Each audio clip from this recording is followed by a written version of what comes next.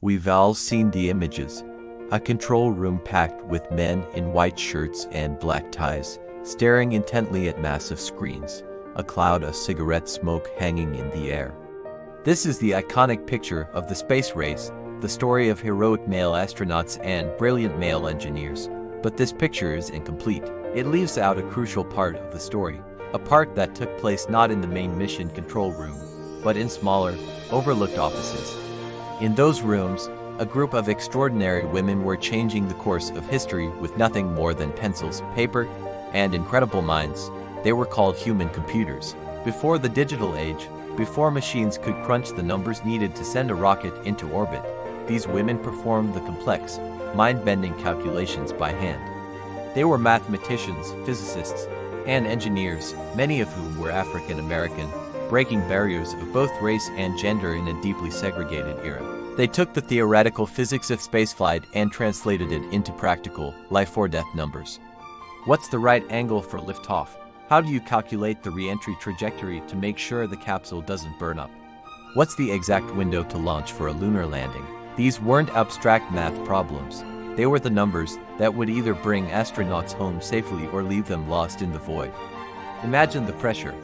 You're working on calculations that have never been done before. A single misplaced decimal point, one tiny error in a long string of equations, could lead to catastrophic failure. There were no second chances, no undo button. It was pure intellectual rigor, day in and day out. They used slide rules and mechanical calculating machines, double and triple checking each other's work to ensure perfection. They were the invisible network, the foundational intelligence that made the entire space program possible. When John Glenn was preparing for his historic orbital flight, he didn't just trust the new IBM electronic computers.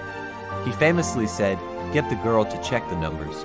That girl was Katherine Johnson, one of the most brilliant human computers at NASA. If she said the numbers were good, he was ready to go. That's how much trust the astronauts placed in their work. So, when we look back at the monumental achievement of landing on the moon, let's adjust the picture in our minds. Let's see beyond the famous faces and remember the women in the back rooms. Women like Katherine Johnson, Dorothy Vaughan, and Mary Jackson, whose stories are just beginning to be told. They weren't just helping, they were leading the way. They were the hidden figures who calculated our path to the stars. Their legacy isn't just in the equations they solved, but in the barriers they shattered, proving that genius has no gender and no race. They are as much a part of the lunar landing as the rocket and the astronauts themselves. It's time we wrote their names permanently into the story of one of humanity's greatest adventures. Thanks for watching.